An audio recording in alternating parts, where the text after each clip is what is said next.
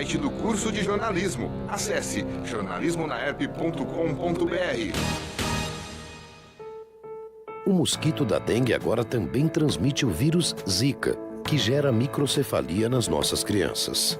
Já são milhares de casos suspeitos. Vamos combater todos os dias o mosquito Aedes aegypti. Não deixe água parada nas nossas casas, no nosso quintal, na nossa vizinhança. Elimine todos os criadouros. Essa luta é de todos nós. Um mosquito não é mais forte que um país inteiro. Governo Federal. Você ouve Rádio Unaerp.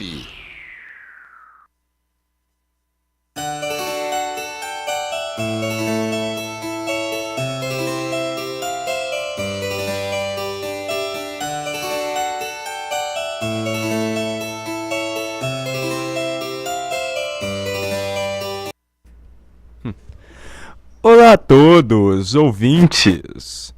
Uma boa tarde! Hoje está começando mais um Horário Nobre, programa semanal que passou por uma pausinha por causa de complicações, também conhecida como Feira do Livro e Greve dos Caminhoneiros. Bem, nessa semana, hoje eu trago para vocês um papinho sobre os vazamentos que aconteceu na E3 desse ano e falar um pouquinho sobre como tá a política americana. Bem, então vamos começar mais um programa. No mês de junho acontecerá a E3, uma feira de games muito conhecida, muito famosa.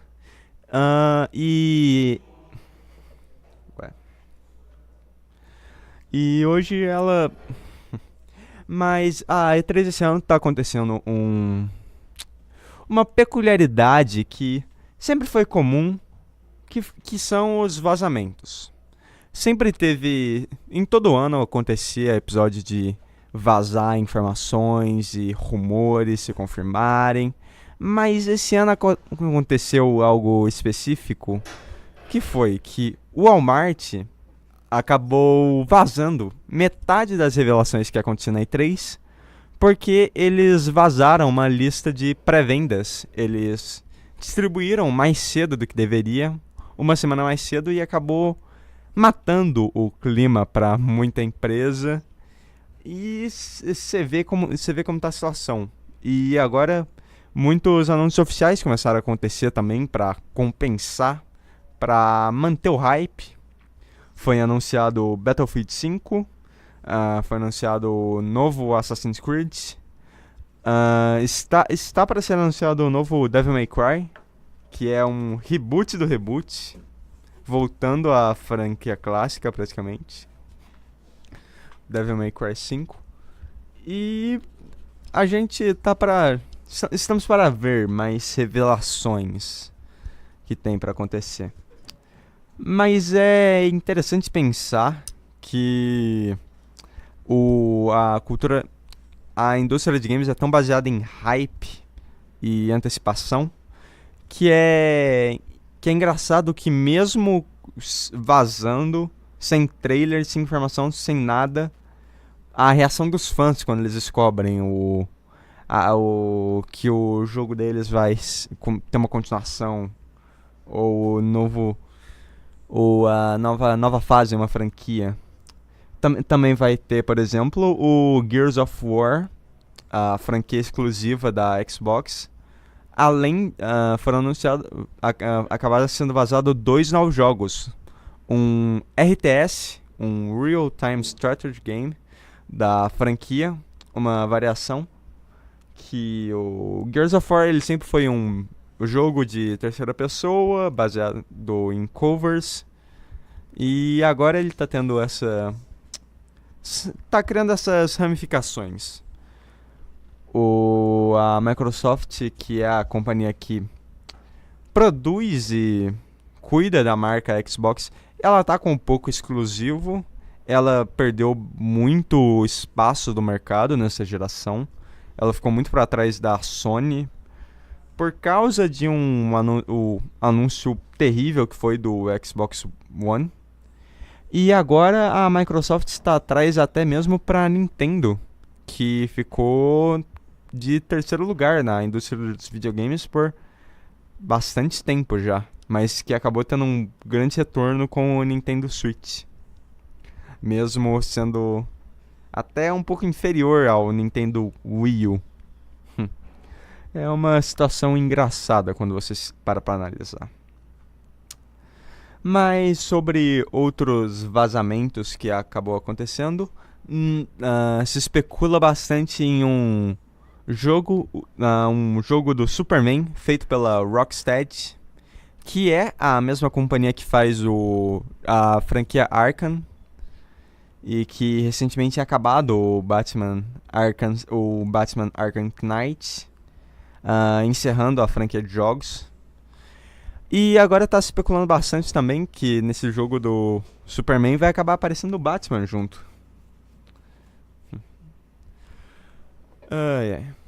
Mas são muitas especulações, não dá pra falar nada concreto. É difícil dizer o que esses vazamentos significam até mesmo pra indústria dos videogames. Mas a gente continua, a gente vai seguindo as notícias. E agora, seguindo para um papo mais de política até, um papo mais interessante para alguns e mais deprimente para outros. Recentemente, o Donald Trump, em seu Twitter, fez uma declaração peculiar, onde as investigações do Mueller, o ex-secretário, o ex-chefe do FBI, que foi demitido pelo Donald Trump, ele, desde que foi demitido, ele manteve uma série de investigações sobre a campanha do Donald Trump, se eles estavam tendo algum caso de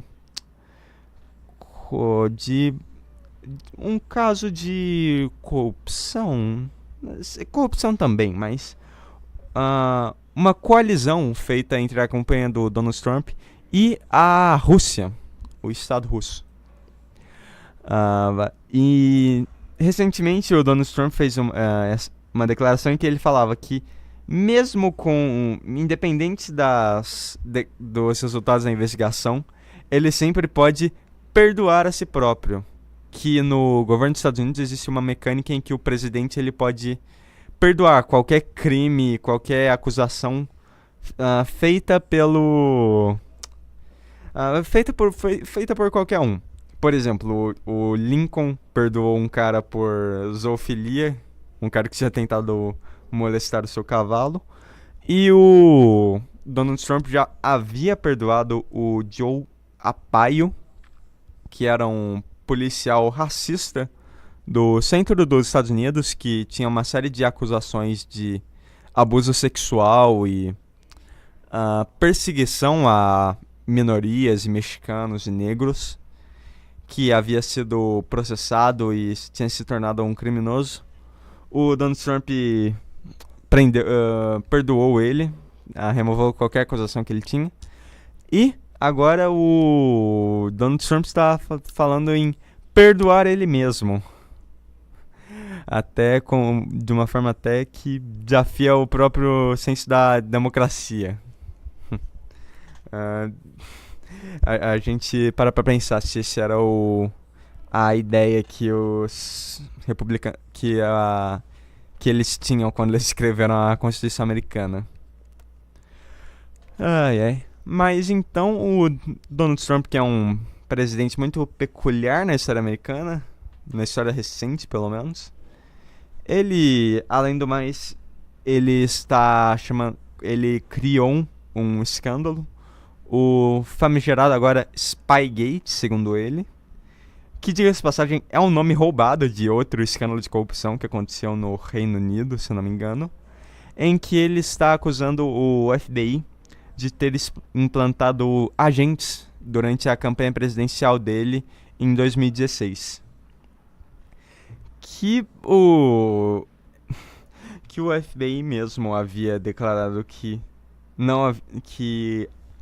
havia investigado que havia agentes investigando a campanha do Donald Trump na presidência dele para saber sobre a coalizão entre ele e a Rússia, mas que a gente, provavelmente não vai dar em nada. O Donald Trump é um presidente que tem muitos anos, ele tá se queimando com os seus próprios aliados. Sempre é bom lembrar que na OTAN o Donald Trump ele desafirmou o pacto de proteção a países. Ele havia citado que se algum país não cumprisse a parcela de investimento militares, os Estados Unidos talvez se abstesse de defender o país caso acontecesse algum tipo de invasão ou alguma entrada de conflito. Que foi uma grande polêmica na época, até hoje é. Até hoje se discute muito. Existe até mesmo medo de países começarem a sair da OTAN. Mas, além disso, o Donald Trump tem tido vários escândalos com a sua reputação em relação ao mundo. O Donald Trump, ele diminuiu o investimento à diplomacia externa. Dá para exemplificar, por exemplo, ele fez um corte no orçamento do Departamento de Relações Exteriores de 20%. E até mesmo seus conselheiros reconhecem que isso é problemático quando se pega uma citação de um general que fala: se a gente não... quanto menos a gente investir em relações exteriores, mais a gente vai ter que comprar munição. Porque acontecerão mais conflitos. A gente já vê, por exemplo, a situação no Irã, em que os Estados Unidos não ratificou o acordo e saiu do acordo nuclear. E várias empresas passaram a sair do Irã com medo de sofrer sanções pelo governo dos Estados Unidos. Mas um país interessante que acabou se mantendo no acordo foi a Índia, que continuou no acordo, está comprando o petróleo iraniano e petróleo bruto iraniano e revendendo refinado. Que a Índia ela tem uma indústria petrolífera muito grande e que ela tem esse hábito de comprar petróleo bruto de países que não têm recurso para refinar o petróleo e vender o petróleo refinado por um preço mais caro, com uma margem de lucro, é claro. Mas a gente vê a situação se estranhando e se tornando mais tóxica em relação aos Estados Unidos. É sempre bom lembrar o episódio, por exemplo, de quando o Donald Trump chamou a África de shithole countries. Ele falou que a África era cheia de países de bosta. E no fim das contas era pior ainda a declaração, porque ele falou que era África, Haiti e Salvador, inclusive. Que você para imaginar a repercussão que isso teve. Mas, seguindo ainda, também o Donald Trump está tendo uma péssima relação com a Alemanha, porque ele desmerece muito a Angela Merkel. Ele humilha a Merkel e a relação entre os dois países acabou piorando bastante entre os últimos anos.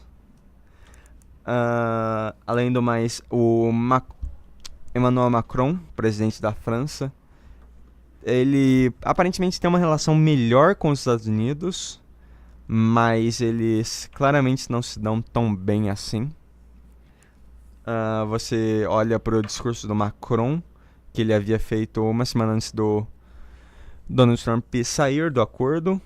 Ele havia feito um grande discurso falando sobre manter as promessas e compromissos, e que o Donald Trump ignorou completamente. E agora a gente também pode ver essa guerra tarifária que está acontecendo com os Estados Unidos. Porque se o seu iPhone vai sair mais caro agora, vai ser culpa dessa guerra tarifária. Por quê? Porque os Estados Unidos começam a fazer sanções sobre determinados produtos e acaba aumentando o custo para muita gente. O Brasil sofreu sanções agora com o ferro brasileiro, e que o Brasil tá meio que tentando dançar junto com essa tentando entrar no ritmo desses, mas o Brasil devia aprender uma lição e parar de fazer erro e tentar começar a exportar aço. Mas isso ainda é só um sonho, só especulação, é só que a gente podia desejar, mas infelizmente provavelmente não é a realidade. Mas agora dando uma pausinha sobre as notícias e vamos falar sobre um assunto mais interessante. Por favor, uma vinhetinha, cortinho rápido.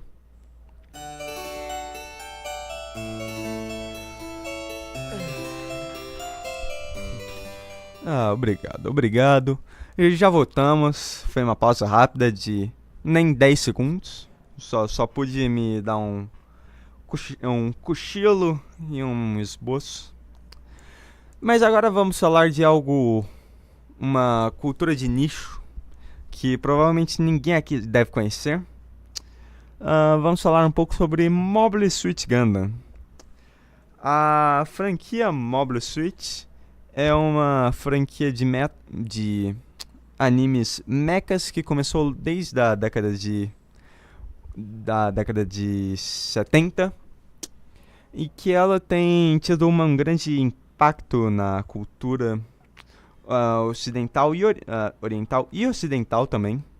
Ela foi a responsável por criar os fã-clubes no Japão, porque quando a gente pega a cultura de fã-clubes, nos Estados Unidos ela já era mais à frente, porque tinha fã-clubes de Star Trek, fã-clubes de Star Wars, A Guerra das Estrelas, enquanto no Japão não havia se popularizado ainda.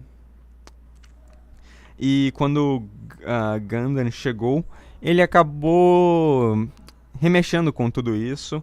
Ele remexeu até mesmo com o status que anime tinha culturalmente na época, porque até lá anime era considerado propaganda de brinquedo. Era um jeito de convencer as crianças a gastar o dinheiro do pai. E pausinha rápida. Mas o Gundam acabou sendo o grande precursor sobre histórias, um precursor sobre a mídia. A série original teve mais de 50 capítulos e foi reeditada em 3 filmes de longa-metragem cada um. Mas por que a gente está falando sobre Gundam agora? Porque no dia 12 de junho acontecerá algo muito especial, que é o mais novo lançamento de uma obra de Gundam, que será o 6º capítulo na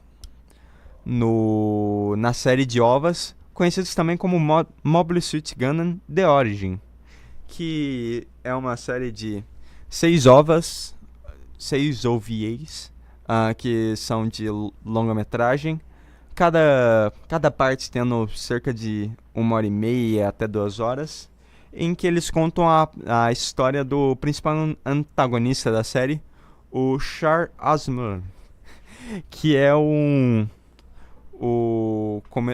Cometa Vermelho. E nesse 6º capítulo, nós veremos como o Char, o antagonista, conseguiu seu título de Cometa Vermelho e o seu prestígio no mundo militar. Então, fiquem ligados no dia 12 de junho, caso vocês desejem entrar na franquia, caso tenha tido alguma curiosidade. Assista a série de ovas Mobile Suit Gundam The Origin. É fácil de achar nas internet, é fácil de encontrar os Blu-rays em uma ótima para baixar e ver uma ótima qualidade de vídeo. Mas também a série ela tem tido uma grande influência. Ela chegou até mesmo no Brasil. O Gundam Wing foi a única série que chegou no Brasil, mesmo ela não sendo uma série que faz parte do universo central de Mobile Suit Gundam. Ela chegou no Brasil, foi dublada e passou na TV Colosso, se eu não me engano. Não, mentira, foi no bloco Animax. Puramente chute. Mas seguindo,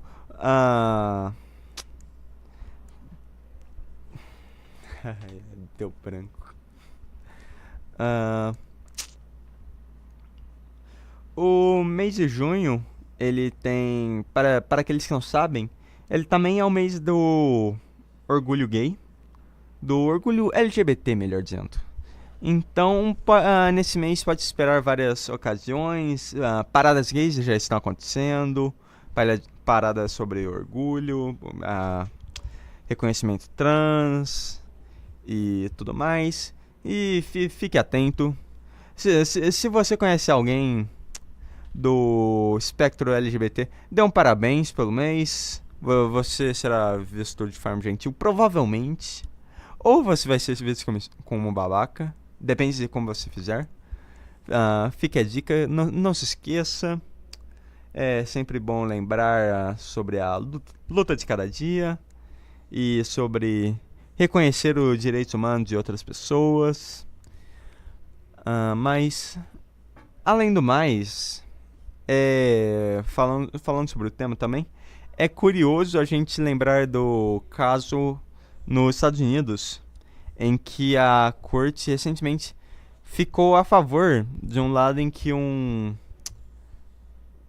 padeiro ele se acusava a fazer bolos para casais homossexuais, em que ele foi processado e agora a corte americana acabou ficando do lado dele, e isso é bem problemático porque isso abre precedente para discriminação contra casais LGBT e é perigoso, é um caminho perigoso que está andando. Talvez até mesmo desfazer o progresso que muitas pessoas estavam felizes com a época do Obama, mas ainda sim é tudo um pouco é muita especulação e vendo o que o futuro vai dar.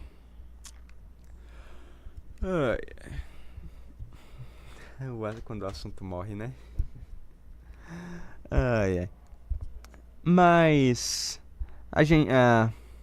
recentemente o Brasil teve uma greve dos caminhoneiros, que acho que todo mundo está muito bem lembrado como foi.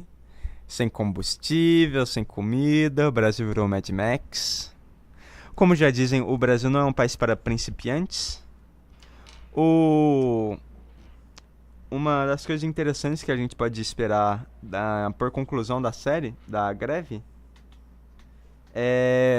talvez os próximos governos brasileiros, talvez eles se foquem mais em ferrovias, em construção de ferrovias, para não estarem tão sucintos assim a uma greve maciça como foi.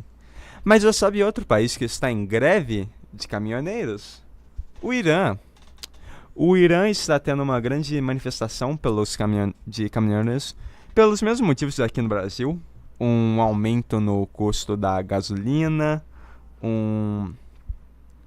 uma falta de infraestrutura no país, mas só que ainda assim acaba sendo muito difícil ter qualquer tipo de informações boas e confiáveis da situação do Irã, porque acaba sendo uma polarização muito grande. Por exemplo, se você pega uma declaração do governo iraniano, o governo vai falar que tá tudo bem, que não tem nada com se preocupar, que tá tudo de boa. E se você pega uma declaração dos iranianos monarquistas que estão refugiados nos Estados Unidos, na Europa, eles vão declarar que é uma revolução social, uma guerra civil, que o governo vai cair.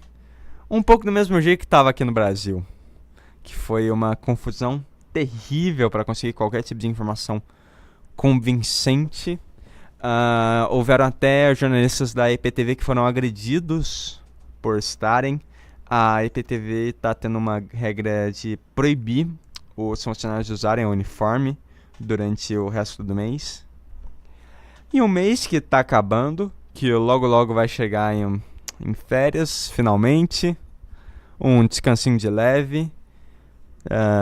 Mas isso também significa que o rádio vai ter uma pausinha, infelizmente. Vocês vão sentir um pouquinho de falta da Rádio NARP. Se alguém assiste a Rádio NARP para começar a conversa. Você consegue ver quantas pessoas estão assistindo pelo Facebook agora? 2 pessoas. Olha só, 2 pessoas estão assistindo. Não sei porque vocês estão aqui. Você consegue ver os comentários? Não, infelizmente. Infelizmente suas vozes não estão sendo ouvidas. Mas obrigado por estarem aqui ouvindo. Tenho certeza que talvez a Vitória esteja aqui nos assistindo. Infelizmente você não está falando nada, não é voz. Hoje a voz está em silêncio. Também conhecido como Juliano. Luciano. Desculpa, Lu. Infelizmente, só eu que tenho pra ouvir hoje. Mas depois vocês poderão ouvir o Viralizando, que acontecerá 5 horas hoje. Também com a minha participação. Talvez com a participação do Vitor. Provavelmente com a participação do Walter. E a Duda poderia aparecer também, não é, Dudinha? Dudinha, tô falando com você. E a Isis também deve estar ouvindo. É você que tá ouvindo, né, Isis? Eu sei que você é. Mas obrigado por acompanhar esse programa. Esse programa terrível, sem preparação nenhuma. Onde eu tenho que improvisar todo o texto. Que bom, pelo menos, que o Gil não pede roteiro. Porque se pedisse eu tava ferrado. Espero que não seja você ouvindo, né, Gil? Não é, Gil. Não é, Gil. Não pode ser, Gil. O Gil tem coisa melhor pra fazer da vida dele. Mas agora eu vou fazer uma review de um filme LGBT. Aproveitar que tá no mês, que tá no clima. Um filme conhecido como Meu Nome é Ray. Meu Nome é Ray é um filme de alguns anos atrás. Em que ele conta a história de um garoto transgênero. Em que ele mostra a jornada dele pela transição. Porque a mãe dele se divorciou de seu pai. Mas para ele poder fazer a transição, ele precisa da assinatura dos 2 responsáveis, do pai e da mãe. E a mãe, ela assina, mesmo estando um pouco hesitante. Mas agora ela tem que encontrar o pai, que ela não vê há mais de 10 anos, há mais de 15 anos, para conseguir a assinatura dele pela carta. Então ela vai seguindo a jornada, ela encontra o pai, ela descobre que o pai tem uma nova vida com dois filhos e uma nova mulher. E isso acaba sendo esquisito para ela, mas que no fim das contas a família acaba tentando se reunir e todos tentando cooperar.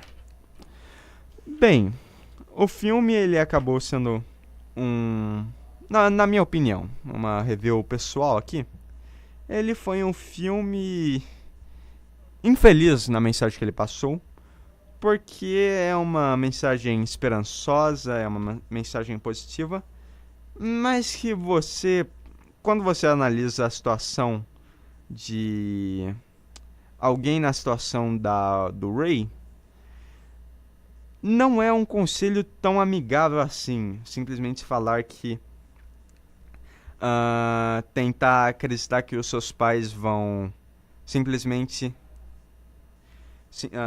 vão simplesmente aceitar e que não tem você simplesmente pode esperar pela aceitação deles. Eu fiquei muito decepcionado no filme porque o Ray ele constantemente traz à tona a possibilidade dele se desapadrinhar dos pais dele. Olha só, uma pessoa assistindo agora. Agora eu vou ver os comentários. Vamos ver quem tá ouvindo. 4 curtidas, olha só, muito bom. Nossa, sai Facebook. O principal problema uma solução melhor para o problema do Ray seria ele se desapadrinhar dos pais e acabar... 2 pessoas agora. Viu que eu consegui entrar no Facebook. E se desapadrinhar dos seus pais e tentar fazer a transição sozinho. Porque quando você analisa a situação real de pessoas na situação dele, você acaba ficando muito...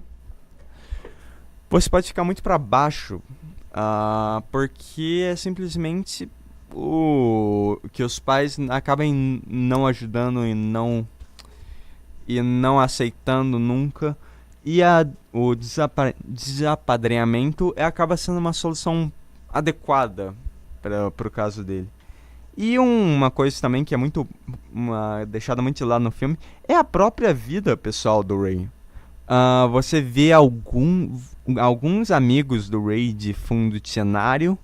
Você vê a garota que o Ray é interessado, mas isso nunca vai a lugar nenhum. Você nunca vê o Ray se declarando pra ela. Ela que inclusive acha que ele é uma garota. O máximo que você vê com o Ray tendo lidar sobre a situação dele é uma partinha muito ridícula em que um babaca aparece um garoto na frente do Ray, em que ele assedia o Ray e acaba pegando o sapato dele e jogando no cima de um poste de bombeiros, que foi algo bem ridículo. Não foi nenhum tipo de comentário interessante sobre transfobia ou algo do gênero. No fim foi apenas uma digressão boba infantil. E o infantil acaba sendo uma grande definição para esse filme. Porque do mesmo jeito que muitos filmes LGBT acabam tendo esse mesmo problema, em que a história não é sobre o personagem, a história não é sobre a pessoa que está tendo que passar por a situação, que tem que enfrentar o mundo, alguma coisa do tipo. Os filmes geralmente acabam ficando na visão de alguém próximo a ele, algum familiar, algum amigo, em que faz sentido no sentido mercadológico, em que você pensa, mas é claro, se a maior parte da população é hétera e está mais sujeita a estar no papel de se reconhecer como uma pessoa por fora e não necessariamente como uma pessoa por dentro, muitos filmes acabam ficando nesse lado. E que isso acaba sendo bem terrível até, porque além de ser uma técnica covarde para não alienar possíveis qual é o termo? Homofóbicos casuais, esses filmes acabam não trazendo nenhum tipo de pensamento ou ideia mais interessante sobre a questão da homofobia ou a questão da transição ou os dilemas de sair do armário. Tudo isso acaba ficando muito de lado e é uma pena. E a gente só pode esperar para que os filmes acabem melhorando daqui pra frente, porque não importa que o filme tenha uma mensagem positiva, que você concorde, você tem que criticar as coisas para que assim melhore-se. Do mesmo jeito que do mesmo jeito que se você não criticar, é capaz que você acabe se cegando dos problemas que existem na sua própria cultura. Então, autocrítica é sempre algo importante, que nunca se pode ser esquecido. E agora, mais uma vinhetinha.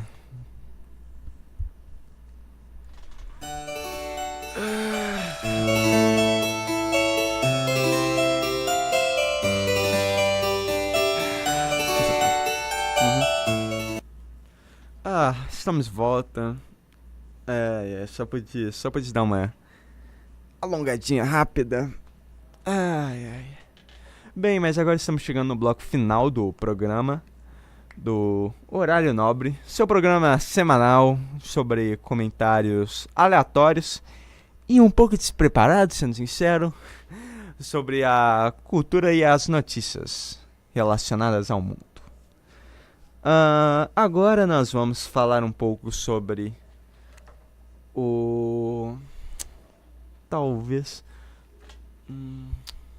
vamos falar sobre o quê? Vamos falar sobre alienação nas faculdades brasileiras. A alienação foi um conceito apresentado por Karl Marx logo na Revolução Industrial, em que ele define como alienação o processo do ser humano de perder a capacidade de seu conhecimento para se tornar... Por que você está chacoalhando a cabeça? Desculpem. É a voz. A sombra está me distraindo. Desculpe, sombra. Você está quieta hoje. Espero que não esteja tão quieta assim no finalizando. Olha só. Mas voltando ao assunto. A alienação, ela é um processo de desconhecimento até, de você tirar de você... É complicada. A alienação é que a definição dela acaba sendo alienar é alienar.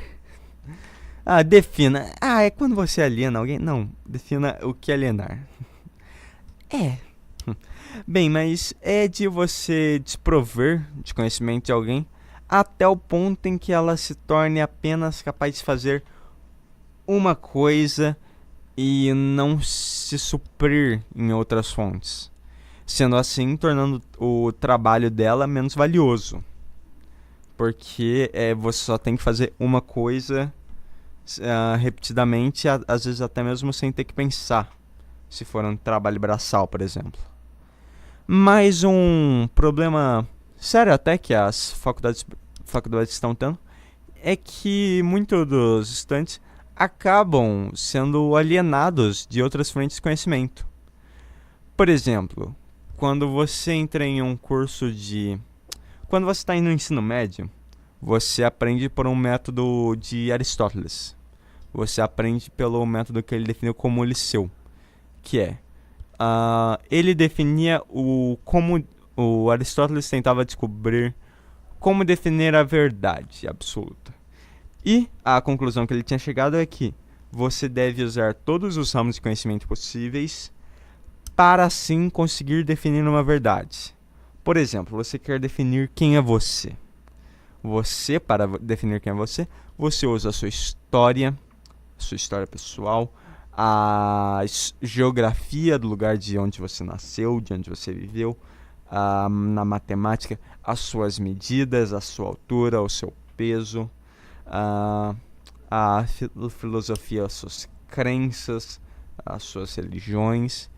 E segundo Aristóteles, esse era o jeito de definir quem é você, o jeito de definir o seu verdadeiro eu. E esse método é ensinado durante o ensino fundamental e o ensino médio. Por exemplo, você tem que aprender do mesmo jeito que você tem que aprender matemática, você tem que aprender história. Do mesmo jeito que você tem que aprender história, você tem que aprender biologia. Mas daí, quando chega o ensino superior, a faculdade, você perde isso. Você perde esse método. E agora você tem que praticamente estudar apenas o que lhe é requisitado, em que muitas vezes acaba sendo apenas uma frente de uma área específica. Na melhor das hipóteses, você vai aprender talvez, por exemplo, uma aula de medicina você tem um pouco de matemática junto, para conseguir fazer os cortes e analisar melhor o corpo humano. Mas, por exemplo, uma área como jornalismo, talvez, você tem que aprender apenas áreas de humanas e você negligencia outras áreas de conhecimento. Você não estuda mais sobre biologia, sobre matemática, nem mesmo sobre outras áreas de humanas. Por exemplo, geografia. Geografia é deixar de lado, até mesmo história mundial é deixar de lado. E que isso é muito complicado quando você para pensar, porque você tem que imaginar o tipo de profissional que você tá pensando em criar com esse sistema. Porque do jeito que acaba acontecendo, você deixa de lado certas áreas de conhecimento e você acaba criando um profissional menos adaptado para as diversas situações que podem acontecer. Por exemplo, cada vez mais a gente vê um crescimento na importância da informática, que é algo extremamente importante nos dias de hoje, mas que não é ensinado na maior parte dos cursos, e que daí chega no ponto, e aí? E se precisar? E se daqui a 5 anos eu não conseguir um emprego se eu não souber um pouco de programação, por exemplo? É algo que pode não parecer provável, mas vamos ser sinceros. Hoje em dia, se você não sabe inglês, você está excluído do mercado. Se você não sabe mexer em computador, você está excluído do mercado. E é engraçado quando você para pensar no número de pessoas que estão nessa situação.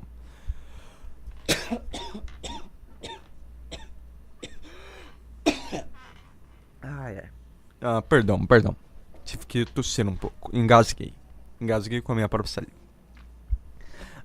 Existe uma quantidade de pessoas estupenda que não sabem como mexer no computador, que não sabem como não sabem um segundo idioma, às vezes não sabem nem direito o português. E isso é danoso, não somente para você mesmo, como para o país. Como você espera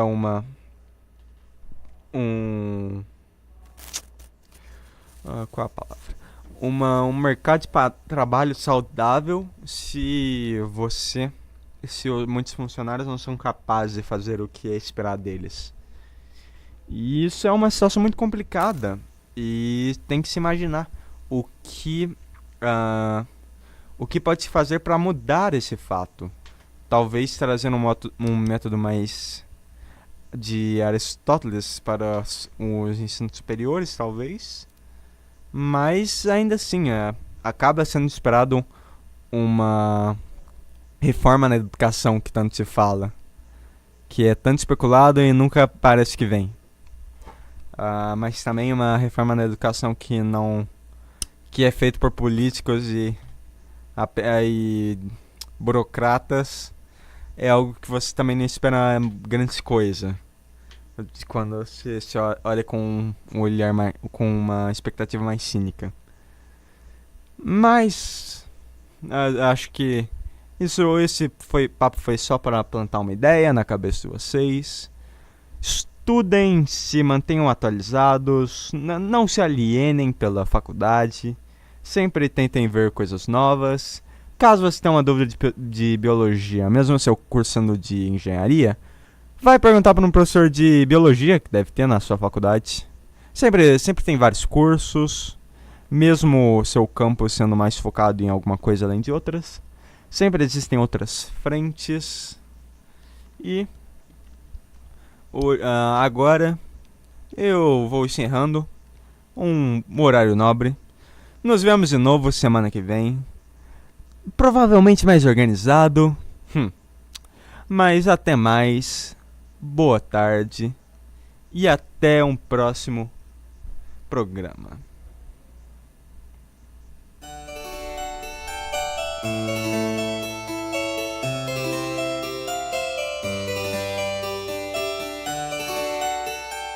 Rádio Unaerp.